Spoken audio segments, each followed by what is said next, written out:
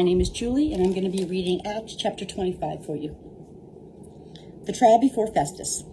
3 days after arriving in the province, Festus went from Caesarea to Jerusalem, where the chief priests and the Jewish leaders appeared before him and presented the charges against Paul. They urgently requested Festus, as a favor to them, to have Paul transferred to Jerusalem, for they were preparing an ambush to kill him along the way. Festus answered, "Paul is being held at Caesarea, and I myself am going there soon. Let some of your leaders come with me and press charges against the man there, if he has done anything wrong." After spending 8 or 10 days with them, he went down to Caesarea, and the next day he convened the court and ordered that Paul be brought before him. When Paul appeared, all the Jews who had come down from Jerusalem stood around him, bringing many serious charges against him, which they could not prove. Then Paul made his defense. "I have done nothing wrong against the law of the Jews, or against the temple, or against Caesar."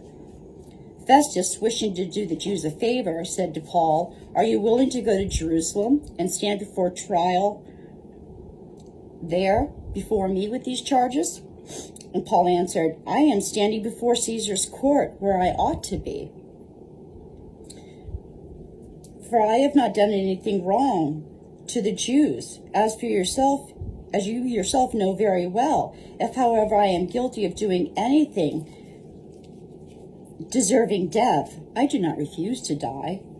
But if the charges brought against me and these Jews are not true, then no one has the right to hand me over to them. I appeal to Caesar." After Festus had conferred with his council, he declared, "You have appealed to Caesar you will go." Just a little bit. Sorry. Okay. A few days later, King Agrippa and Bernice arrived from Caesarea to pay their respects to Festus. Since they were spending many days there, Festus discussed Paul's case with the king. He said, "There's a man here whom Felix left as a prisoner. When I went to Jerusalem, the chief priests and the elders of the Jews brought charges against him and asked that he be condemned. But when I told them that it was not in the Roman custom to hand over any man before he has faced his accusers and has had the opportunity to defend himself against their charges.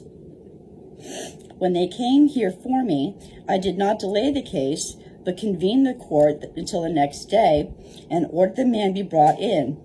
When his accusers got up to speak, they did not charge him with any of the crimes I had expected.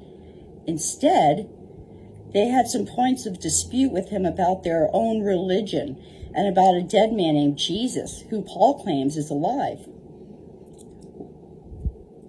While I was at a loss as to how to investigate such matters, so I asked if he would be willing to go to Jerusalem and stand trial there on these charges. When Paul made his appeal to be held over for the emperor's decision, I ordered him to be held over until I could send for Caesar."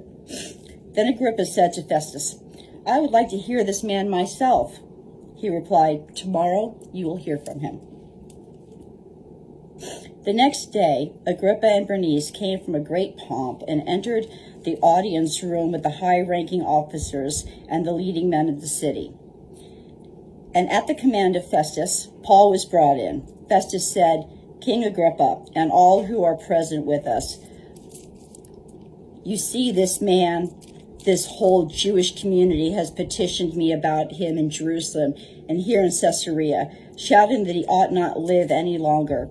I found that he had done nothing deserving of death, but because he made his appeal to the emperor, I decided to send him to Rome.